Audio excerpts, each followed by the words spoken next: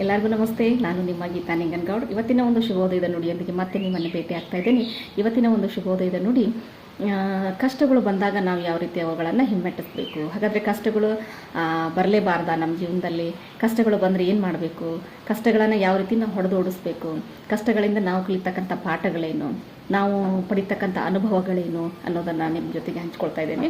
ಹಾಗಾದ್ರೆ ಜೀವನದಲ್ಲಿ ಪ್ರತಿಯೊಬ್ಬ ಮನುಷ್ಯನಿಗೂ ಸಹಿತ ಹುಟ್ಟಿನಿಂದ ಹಿಡಿದು ಸಾವಿನವರೆಗೂ ಸಹಿತ ಅನೇಕ ಕಷ್ಟಗಳು ಬರ್ತಾವೆ. ಹಾಗಾದ್ರೆ ಆ ಕಷ್ಟಗಳನ್ನು ಯಾವ ರೀತಿ ನಾವು ಬಗೆಹರಿಸ್ಕೊಳ್ಬೇಕು?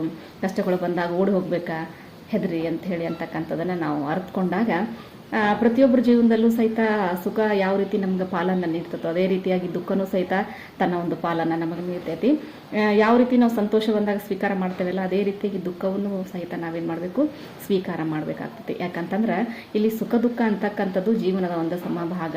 ಅಂದ್ರೆ ನಮ್ಮ ಒಂದು ಹುಟ್ಟು ಮತ್ತು ಸಾವಿನ ಮಧ್ಯೆ ಇರ್ತಕ್ಕಂಥ ಬದುಕನ್ನು ನಾವೇನು ಮಾಡ್ತೇವೆ ಅಂದರೆ ಈ ಸುಖ ಮತ್ತು ದುಃಖ ಅಂತಕ್ಕಂಥ ಅನುಭವಗಳ ಮಧ್ಯೆ ಕಳೀತೇವೆ. ಸೊ ಅಂಥ ಸಂದರ್ಭದಲ್ಲಿ ಯಾವ ರೀತಿ ಇಲ್ಲಿ ಸುಖ ನಮ್ಗೆ ಬರುತ್ತೋ ಅದೇ ರೀತಿ ದುಃಖನೂ ಸಹಿತ ಬಂದ್ಬಿಡ್ತೈತಿ. ಅಂಥ ಒಂದು ಸಂದರ್ಭದಲ್ಲಿ ನಾವು ಕುಗ್ಗಿ ಹೋಗಬಾರ್ದು. ಏನು ಮಾಡ್ಬೇಕಂತ ಹೇಳಿದ್ರೆ ಅಂಥ ಒಂದು ದುಃಖವನ್ನು ಎದುರಿಸ್ತಕ್ಕಂಥ ಶಕ್ತಿಯನ್ನು ನಮ್ಮಲ್ಲಿ ನಾವು ಪಡೆದುಕೊಳ್ಬೇಕಾಗ್ತೈತಿ. ನೋಡ್ರಿ, ನಾವೇನು ಮಾಡ್ತೀವಿ ಅಂತ ಹೇಳಿದ್ರೆ ಓದ್ತಕ್ಕಂಥ ಸಮಯದಲ್ಲಿ ಸರಿಯಾಗಿ ಓದೋದಿಲ್ಲ. ಆ ಒಂದು ಸಮಯವನ್ನು ಬೇರೆ ವಿಷಯಗಳಿಗೆ ಮೀಸಲಾಗಿಡ್ತೀವಿ.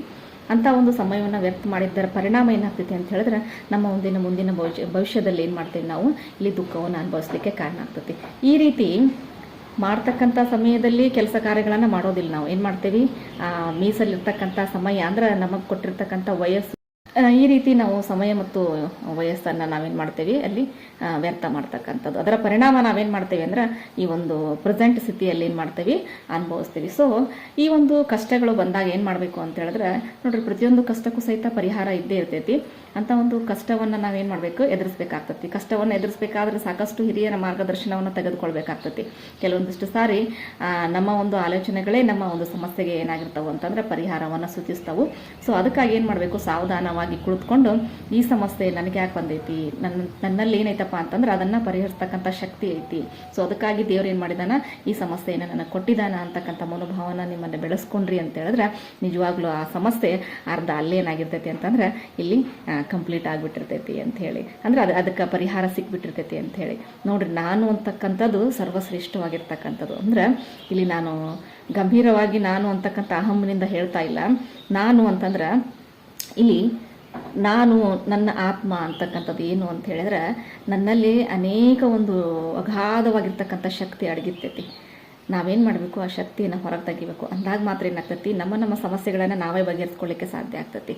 ಇನ್ನೇನು ನನ್ನ ಸಮಸ್ಯೆ ಬಗೆಹರಿಸ್ಕೊಳ್ಳಿಕ್ಕೆ ನನ್ನ ಕಡೆಯಿಂದ ಆಗೋದಿಲ್ಲ ಅಂತಕ್ಕಂಥ ಸಂದರ್ಭದಲ್ಲಿ ನೀವೇನು ಮಾಡ್ಬೋದು, ಸಲಹೆಗಳನ್ನು ಪಡ್ಕೊಳ್ಬೋದು. ನೋಡ್ರಿ, ಶ್ರೀಕೃಷ್ಣ ಪರಮಾತ್ಮ ಭಗವದ್ಗೀತೆಯಲ್ಲಿ ಹೇಳ್ತಾನೆ ಏನು ಅಂತ ಹೇಳಿದ್ರೆ, ಆಗಿದ್ದೆಲ್ಲ ಒಳ್ಳೆಯದಕ್ಕೆ, ಆಗುತ್ತಿರುವುದು ಒಳ್ಳೆಯದಕ್ಕೆ, ಮುಂದೆ ಆಗುವುದೆಲ್ಲ ಒಳ್ಳೆಯದಕ್ಕೆ.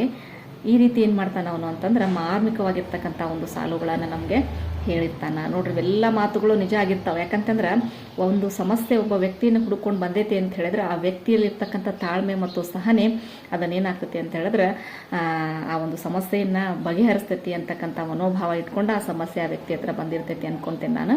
ಯಾಕಂದ್ರೆ ನನಗೂ ಸಹಿತ ಸಾಕಷ್ಟು ಸಮಸ್ಯೆಗಳು ಬಂದು ಒದಗಿದಾವು. ಅವುಗಳನ್ನು ಯಾವ ರೀತಿ ಫೇಸ್ ಮಾಡ್ತಕ್ಕಂಥದ್ದು, ಏನು ಮಾಡ್ತಕ್ಕಂಥದ್ದು.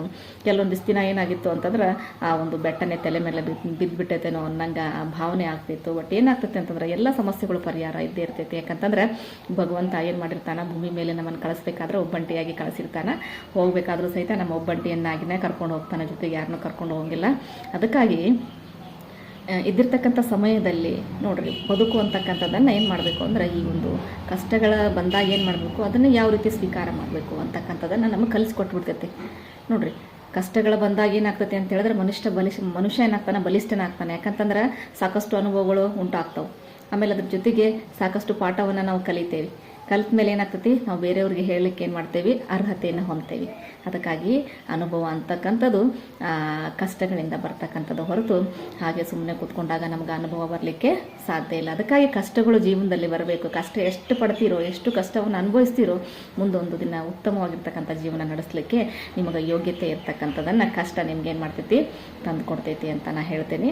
ಅದಕ್ಕಾಗಿ ಜೀವನದಲ್ಲಿ ಏನೇ ಕಷ್ಟಗಳು ಬಂದರು, ಯಾವುದೇ ಒಂದು ಸಿಚುವೇಶನಲ್ಲಾಗಿರ್ಬೋದು, ನೋಡ್ರಿ, ಸಂಸಾರ ಆಗಿರ್ಬೋದು, ಎಜುಕೇಷನ್ ಆಗಿರ್ಬೋದು, ಅಥವಾ ಉದ್ಯೋಗ ಆಗಿರ್ಬೋದು, ಅಥವಾ ನಾವು ಕೆಲಸ ಮಾಡ್ತಕ್ಕಂಥ ಸ್ಥಳದಲ್ಲಾಗಿರ್ಬೋದು, ಸಮಾಜದಲ್ಲಾಗಿರ್ಬೋದು, ಈಗ ಪಬ್ಲಿಕಲ್ಲಿ ಕೆಲಸ ಮಾಡ್ತಿರ್ತೇವೆ, ಸಾಕಷ್ಟು ಜನರು ನಮ್ಗೆ ತಮ್ಮ ಕೆಲಸಗಳಾಗದೇ ಇರ್ತಕ್ಕಂಥ ಸಂದರ್ಭದಲ್ಲಿ ಏನೋ ಇದು ಮಾಡ್ತಿರ್ತಾರೆ, ಅವ್ರಿಗೇನೋ ತೊಂದರೆ ಮಾಡ್ತಿರ್ತಾರೆ. ಸೊ ಅಂಥ ಸಂದರ್ಭದಲ್ಲಿ ಏನು ಮಾಡಬೇಕು, ಆ ಒಂದು ಸಮಸ್ಯೆಯನ್ನು ಕೂಲಂಕುಷವಾಗಿ ಪರಿಶೀಲನೆ ಮಾಡಿ ಏನು ಮಾಡಬೇಕು, ಇಲ್ಲಿ ಬಗೆಹರಿಸ್ತಕ್ಕಂಥದ್ದು. ನೋಡ್ರಿ, ಈ ರೀತಿಯಾಗಿ ನೀವು ಕಷ್ಟಗಳು ಬಂದಾಗ ಕುಗ್ಗದೆ ಏನು ಮಾಡಿರಿ, ನಿಮ್ಮ ಸಮಸ್ಯೆಗಳನ್ನು ನೀವೇ ಬಗೆಹರಿಸ್ಕೊಳ್ರಿ. ಆಗದೆ ಇದ್ದರೆ ಹಿರಿಯರ ಒಂದು ಸಮ್ಮುಖದಲ್ಲಿ ಬಗೆಹರಿಸ್ಕೊಳ್ರಿ ಅಂತ ಮತ್ತೊಂದು ವಿಡಿಯೋದಲ್ಲಿ ನಿಮ್ಮನ್ನು ನಾನು ಭೇಟಿ ಆಗ್ತೀನಿ. ಅಲ್ಲಿವರೆಗೂ ನಮಸ್ತೆ.